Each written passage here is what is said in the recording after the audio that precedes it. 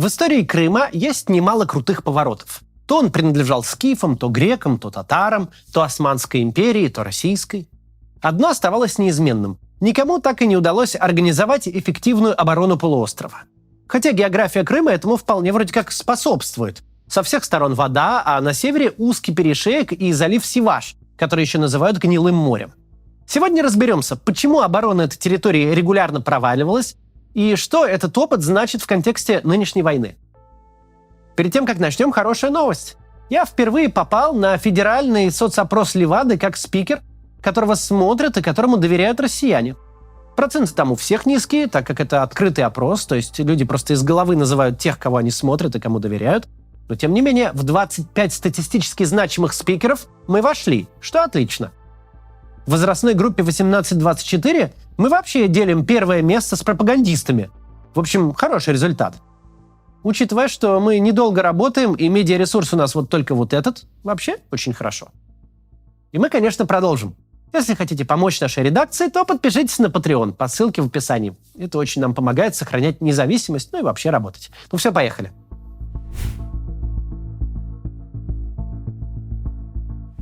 Начнем с азов военной теории. Мы можем интуитивно понимать, что Крым – важный стратегический объект. Но если говорить точнее, то Крым – это своего рода непотопляемый суперавианосец в центре Черного моря. На полуострове можно разместить целые авиационные полки, да еще и прикрыть их мощной ПВО. А теперь добавьте сюда удобные военно-морские базы в Севастополе, Балаклаве, Данузлаве и Керчи, с которыми возможно вести разведку по всей Черноморско-Азовской акватории. И вот, впечатляет! Аннексия Крыма в 2014-м дала России все вышеперечисленные преимущества. Российский флот получил возможность блокировать порты Украины от Мариуполя на Азовском море до Одессы на Черном, а ведь от морской торговли зависит не менее половины украинской экономики. И это я уж не говорю о том, что армия и флот России приобрели удобный плацдарм для вторжения на юг Украины.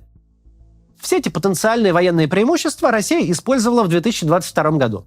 Мы видели и наступление на Херсон, и блокаду портов. Разве только десант в Одесской области оказался не реализован. После потопления крейсера «Москва», флагмана российского Черноморского флота, стало понятно, что морская мощь России несколько преувеличена. Свою роль тут сыграло появление в Украине противокорабельных ракет «Гарпун» и «Нептун», а также морских дронов. В общем, даже на море, где превосходство России было особенно велико, у Путина далеко не все пошло по плану. И есть в этом некоторая историческая ирония.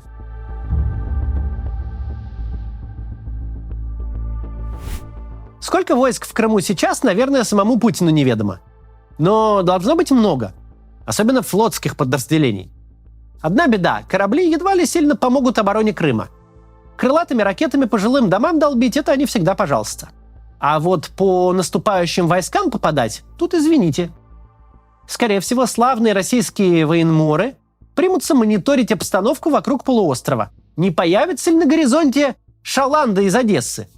Полные не кефали, а украинских бойцов.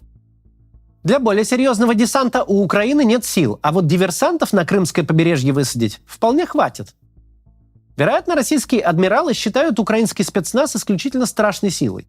Поэтому изрыли все крымские пляжи окопами, а у кромки воды установили противотанковые ежи.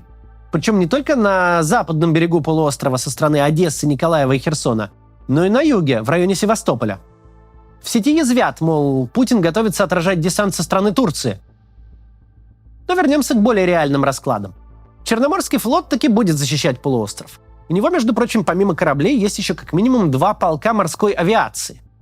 По базе одного из них Украина нанесла удар прошлым летом. Чем именно ВСУ тогда атаковали базу в Новофедоровке, неизвестно до сих пор. Украинцы лишь отшучиваются, дескать, русские курят в неположенных местах. Как сказал Владимир Зеленский, «Хватит курить, где попало. Курите там, где еще не попало».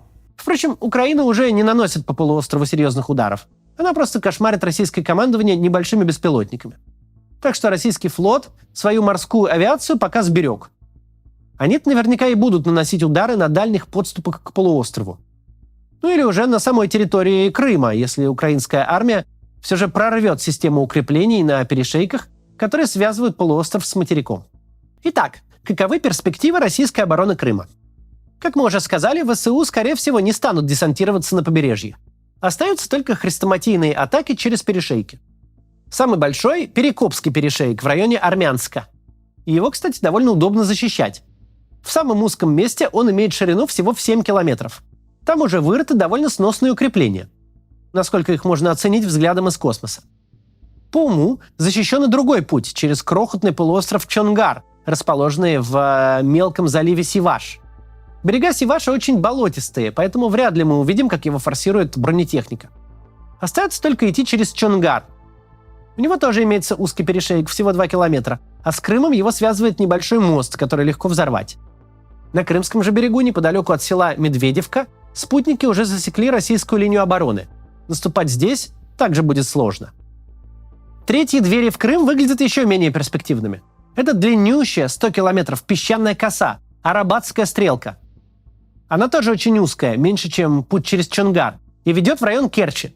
Любая военная колонна, которая будет ехать по узкой косе, автоматически станет легкой мишенью для артиллеристов, даже самых криворуких из числа вчерашних слесарей.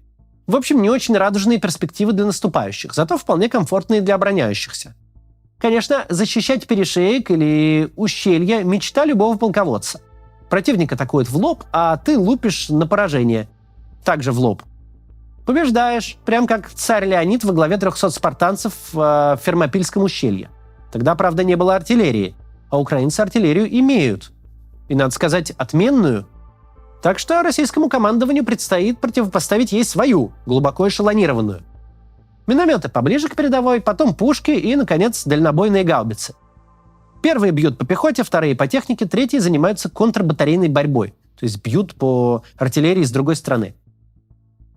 И всей этой группировке требуется постоянно маневрировать, чтобы не попасть под огонь противника.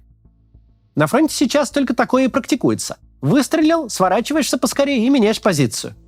Не то ответка прилетит. А вот маневрировать в Северном Крыму как раз особо негде. Полоса от Раздольного до Джанкоя, где, скорее всего, и будет размещаться российская артиллерия, всего лишь 80 километров. В условиях такого плотного скопления украинские военные легко смогут обнаружить российские артбатареи, склады боеприпасов и резервы. Да и полагаться они будут не только на свою разведку дронами, но еще и на спутники НАТО. Самим же артиллеристам ВСУ будет где маневрировать. Они займут обширные позиции севернее перешейков. Так что военные специалисты готовятся увидеть совершенно уникальную, продолжительную артиллерийскую дуэль, возможно, крупнейшую со времен Второй мировой. С той лишь разницей, что разведка будет эффективнее, а снаряды точнее.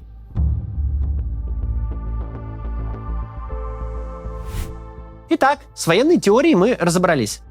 Но насколько она складно звучит, настолько ее сложно реализовать на практике. Чтобы эту смелую оценку подтвердить, вернемся к тому, с чего начали, к истории полуострова и его обороны. Период от неолита до хазаров лучше опустить, там черт ногу сломит. Начнем с времен Очакова и покорения Крыма. В 1735 году Россия начала войну с турками. Цель – продвижение к Черному морю и захват Крыма. В 1736 году в сторону Заветного полуострова была отправлена русская императорская армия под командованием фельдмаршала Христофора Миниха, немецкого генерал-фельдмаршала на службе императрицы Анны Иоанновны. 17 мая войска Миниха завершили тяжелый месячный марш по Таврическим степям и подошли к Перекопу. Этот узкий перешеек был укреплен высоким земляным валом, который преграждал путь в Крым. Укрепление оборонял турецко-татарский гарнизон. Поначалу Миних затеял переговоры с вражеским командиром, но, усыпив его бдительность, отдал приказ на штурм. Русские солдаты удачно перебрались через ров, вскарабкались на вал и перехватили контроль над перешейком. Путь в Крым был открыт. Армия Миниха направилась вглубь полуострова и вскоре без боя взяла Бахчисарай, столицу Крымского ханства. Не в силах совладать с такой радостью, русское воинство под чутким руководством немецких военспецов спалило ханский дворец дотла. В огне погибла богатая ханская библиотека и ценные архивы. Но тут дало о себе знать вечное проклятие русской армии – логистические проблемы. Из метрополии не подвезли провиант. Солдаты оголодали, принялись употреблять в пищу, что попало, и поголовно заболели дизентерией. Короче, пришлось Миниху из Крыма ретироваться. Но русские не оставляли попыток взять полуостров. В 1737 году они заменили немецкого командующего на ирландского и снова пошли на приступ. Генерал-фельдмаршал Петр Ласси подошел к Крыму со стороны Гнилого моря, где его войск совсем не ждали. Пройдя по Арабатской стрелке, русские двинулись вглубь полуострова, разрушая все на своем пути. Ласси на голову разбил ханское войско. Санкт-Петербург рукоплескал победителям, но выслать провиант опять забыл. Солдаты отощали, а лошади передохли без фуража. Пришлось уйти из Крыма и на этот раз, чтобы опять пойти туда через год. Ласси откормил солдат и оставшихся лошадей и повел их в Крым обходными маневрами через Сиваш. Гарнизон Перекопской крепости вынужден был капитулировать. Путь на полуостров был открыт. Возможно, вы уже догадались, чем кончилось дело. После всех военных успехов выяснилось, что армии не прислали провиант и фураж. Русские отошли, а Ласси зарекся ходить в Крым до тех пор, пока тыловые структуры не будут к этому готовы. Наивный иноземец! Эдак вечно можно ждать. Работу тыла, естественно, так и не наладили. До сих пор. Но в 1771 году русская армия вновь штурмовала Крым. На этот раз под командованием генерала-аншефа Василия Долгорукова. Русская армия в очередной раз овладела полуостровом, причем, прошу заметить, опять через Перекоп. За завоевание Крыма императрица Екатерина II пожаловала Долгорукому шпагу с алмазами и титул «Крымский». После этого русские в Крыму задержались надолго. В общем, в одном только XVIII веке Крым брали не единожды. И каждый раз Перекоп с Сивашем не были серьезным препятствием.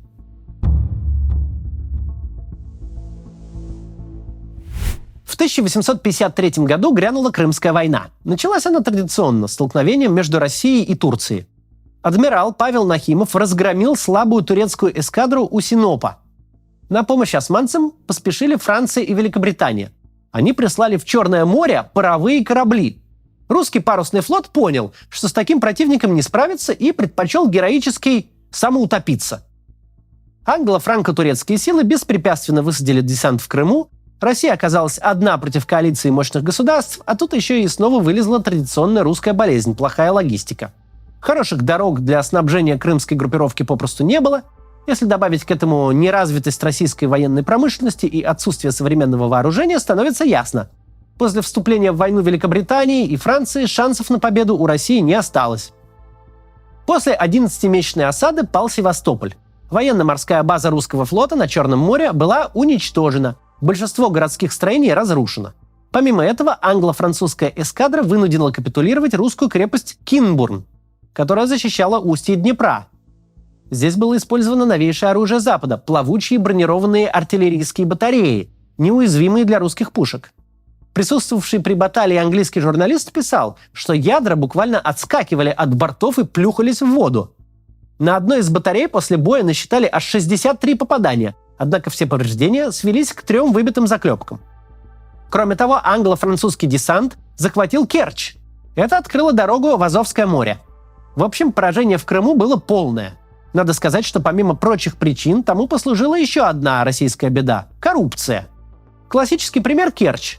После войны там попытались провести расследование причин, которые привели к позорной сдаче города. Вопрос поставили ребром. Куда делись деньги, выделенные на оборону?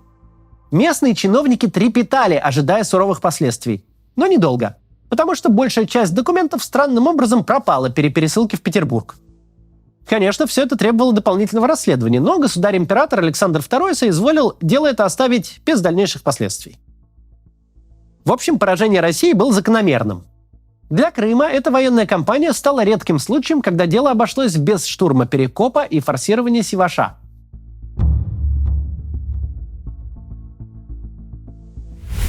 В 1917 году власть в Крыму взяли большевики. Но уже в 18-м полуостров отбил генерал Петр Болбочан. Он подчинялся Украинской Народной Республике и воевал за независимость своей страны. Украинцы молниеносно взяли под контроль чонгарские мосты через Сиваш, прорвались в Крым и захватили весь полуостров. Большевики привычно ушли в подполье. В революционной суматохе все как-то позабыли, что хоть Лев Троцкий подписал с немцами Брестский мир, но Первая мировая война все еще не закончилась, и немцы как-то не очень-то согласились. Так что вскоре к Крыму подошли войска кайзеровской Германии. Они стремительно атаковали полуостров через Перекоп. Из Стамбула в Севастополь уже спешили турецкие корабли, союзники немцев. Украинская армия ретировалась в Таврию, А верный большевикам Черноморский флот трезво оценил свои шансы и по славной черноморской традиции торжественно самоутопился. В 1918 году немцы ушли, а Крым достался белогвардейцам. Те любезно пригласили Антанту, и на рейде Севастополя появились военные корабли под британскими, греческими, итальянскими и французскими флагами. Правда, длилось это недолго. Уже весной 19 года на полуострове появилась Украинская Красная Армия под командованием Павла Дыбенко. Она спокойно прошла через Перекоп и без серьезных боевых столкновений захватила Крым. Белые остались только на Керченском полуострове. Но и советская власть продержалась в Крыму недолго. Лишь несколько месяцев. Уже летом 19 года войска генерала Антона Деникина развернули наступление на полуостров. В районе Коктебеля высадился десант генерала Якова Слащева. Еще один десант был высажен в Евпатории. Советские государственные органы экстренно бежали в Херсон. Туда же удалось прорваться и остаткам войск Дыбенко. Это был второй случай в истории, когда взятие Крыма осуществилось в основном с моря. Ну и закончилась эта эпопея в 1920 году хрестоматийным штурмом Перекопа. Красной армией тогда командовал Михаил Фрунзе. Эту историю знает каждый советский человек. Переход Гнилого моря вброд, штурм турецкого вала, бегство Врангеля. Потом большевики под руководством Белы Куна, Розалии Землячки и Георгия Пятакова устроили на полуострове массовый террор. Казнили не успевших бежать белых офицеров, членов их семей и вообще всех, кого подозревали в сотрудничестве с белым движением. Затем на полуострове началась очередная мирная передышка.